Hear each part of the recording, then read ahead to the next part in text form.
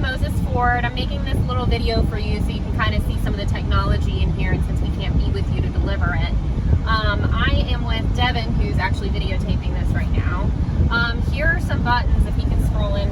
Here are some buttons that give you access to this cruise control, which actually prompts this, didn't mean to put my turn signal on, prompts this little screen right in front of your steering wheel. So this on button turns your cruise control on. And then this button right here is your lane keeping system. So we could actually, let me set the cruise control. We can actually take our hands off the steering wheel and our car is going to keep us within our lane for us. Also the adaptive cruise control, when it's on, it keeps you about 5 car lengths behind the vehicle in front of you and will slow down or speed up based off of that vehicle. So you don't have to do a lot of work. So this vehicle is actually braking in front of us. I don't have my foot on the brake. It's actually slowing down for me. Good pause right there. So Kathy, we're showing you the blind spot detection. That light that's lighting up is telling you not to merge over because there's someone in your blind spot. If I were to turn my turn signal on, it'll blink to let me know not to merge over. So it's just a nice little safety feature to keep, the driver aware, knowing that there's someone right there in their blind spot. Kathy, I want to show you the screen in front of the steering wheel a little bit. This is what gives you access to your driver assist technology. You can actually change a couple of different prompts here based off of this little four square area on your steering wheel. When you want to look at your cruise control availability, you can change it to normal if you don't want that adaptive on there. And then this also gives you access to your lane keeping system.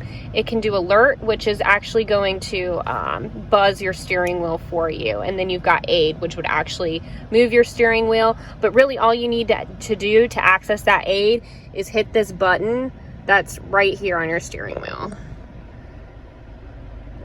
Kathy, this also is your middle screen that gives you access to your navigation right here, and you can actually change a couple of different settings in here. When you go to search, you can actually add favorite addresses for yourself so that you know exactly where you need to go.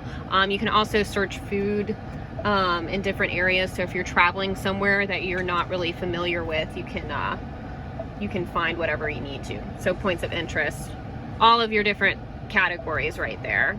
The other thing in this screen we have access to is your 911 assist. So when you link up your phone to your car, it'll actually call 911 if you were to get into an accident. Also, you've got vehicle settings here, so you can actually change your door keypad code. When you get the vehicle, the keypad code should be in a packet for you. So what you would do is you would enter the factory code and then add a new one if you wanted to change it to a certain number that you would prefer. Also, you have access to this climate control area too. That way you don't have to look down and access these buttons right here. It's right there on your touch screen for you. The other cool thing, this comes with something called Apple CarPlay. I don't know if it's going to access while I'm videotaping right now. It might. You have access to certain. So Kathy, this is your Apple CarPlay. So you have access to your text messages, your maps, and your music. And you have just a little extra prompt here. You don't need to use this. Everything that you really need automatically comes on the vehicle, but if you'd prefer to use your Apple CarPlay, all you really have to do is hook it up to this USB port right here. You also have this little charging pad that you don't have to have your phone hooked up to. It just automatically just charges your phone if you just set it in there. Of course, dependent on how thick your case is on your cell phone. Right here, this is your rotary gear shifter. So if you were to be in drive and you turned the vehicle off, it'll automatically go into park for you. If you were to take your seatbelt off and open the door, it'll automatically go into park for you. So it's just a nice little way to keep rollaways from happening. Right below it is the electronic parking brake, excuse me. And then below that is your auto start and stop technology. So if you do not want your vehicle to stop at like a stoplight to save you fuel economy, you just hit this button and it will turn off for you. And Kathy, this also comes with this twin paneled moonroof, which is really, really nice. It adds a lot of light inside of the vehicle. Basically, all you need to do to access those buttons right here, this will actually pull it back for you. And you can also vent it as well if you don't want it all the way back. So yeah, nice little sunroof for you. Alrighty, Kathy, so it also has the kick lift gate. A lot of people like to sweep their cut. You just basically put your foot underneath there, it'll automatically go up for you.